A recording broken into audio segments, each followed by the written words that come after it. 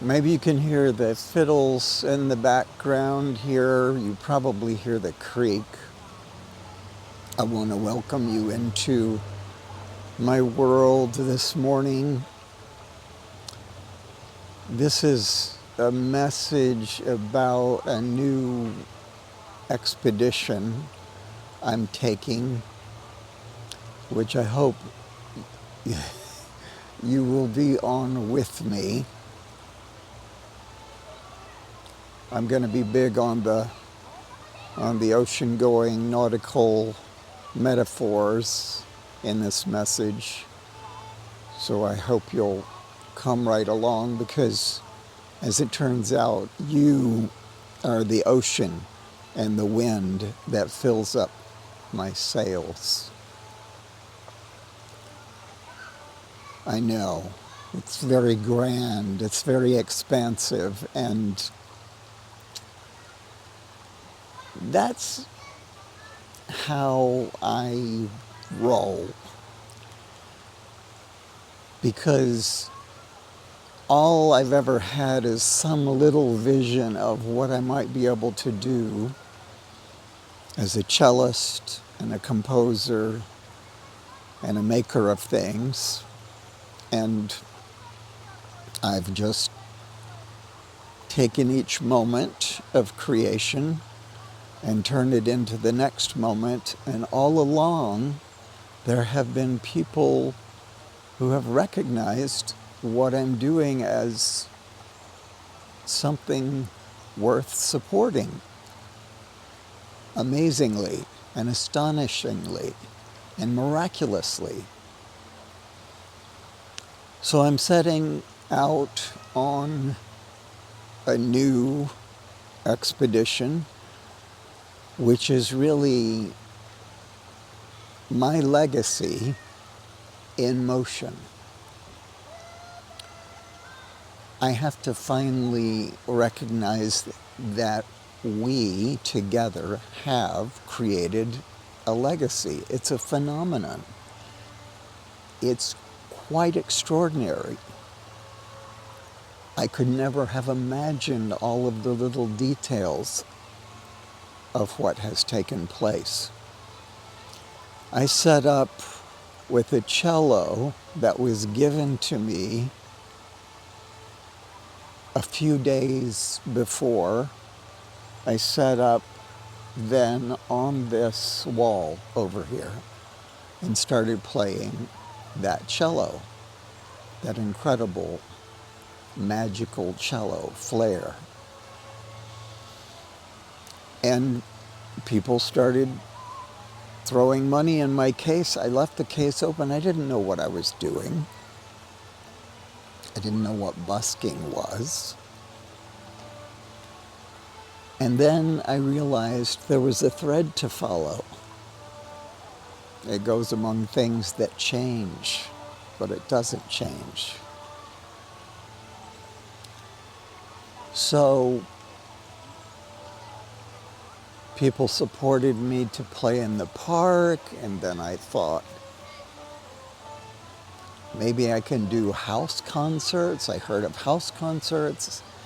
I somehow or other managed to acquire a van that I called Van Gogh, that I took on the road, and over the next 3 years, I performed at 200 house concerts, and I started to make albums of my music.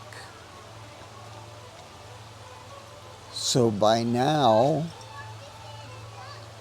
I have created something like 80 musical portraits, maybe around 20 or 25 of those for people right in this area in Southern Oregon, but many more for people all over the country and even other parts of the world.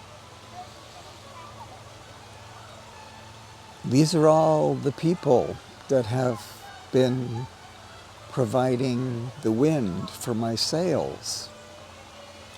So Legacy in Motion Media is like a new ship. It's a container for preserving what I have already created with your help. And to begin with, I want to keep playing in the park. I have sometimes wondered, how many more years can I do this? Could I do it for the next 10 years? Maybe. One thing that would help is a carbon fiber cello, because a carbon fiber cello is better for playing in the weather. I want to be able to protect my cello flare for the recording that I do. And I also have found that the carbon fiber instruments that are being made are really easier on the hands, easier on the body. They're designed ergonomically, so it would be an ideal choice for me to have a carbon fiber cello to play in the park, and I think it would extend my playing life. So that's part of that first goal of preserving the legacy of the cellist in the park. The second goal of Legacy in Motion Media is for me to begin to really tell the story of the cellist in the park in some movie form. The screenplay that I'm working on now is a narrative, fictional story about a cellist who plays in a park, who encounters in the course of his performances an angel who wants to talk to him about living forever, immortality, eternal life. And that's an interesting conversation. And then enters an AI agent who also has a motive for wanting to talk to the cellist about living forever. A somewhat different motive. And so the story develops and continues in what I imagine will be an episodic fashion. But to do this, I need a studio upgrade. I need to upgrade from the 2017 iMac that I crowdfunded for quite a few years ago to something that is state-of-the-art, that can handle really serious video editing and upgrade the audio recording part of my studio capabilities. All of this is outlined on this website. The third thing that Legacy in Motion Media is going to do is to celebrate the legacy. And the first occasion for celebrating the legacy in motion is at the benefit concert at Irvine Roberts on September the 14th, which will allow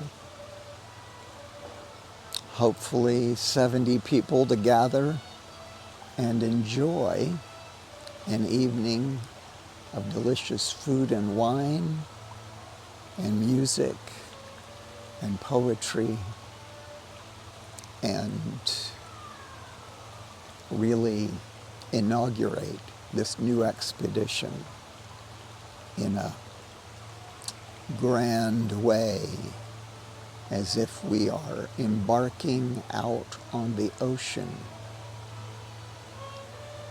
and we have a good strong wind behind us and we're setting off into a new adventure.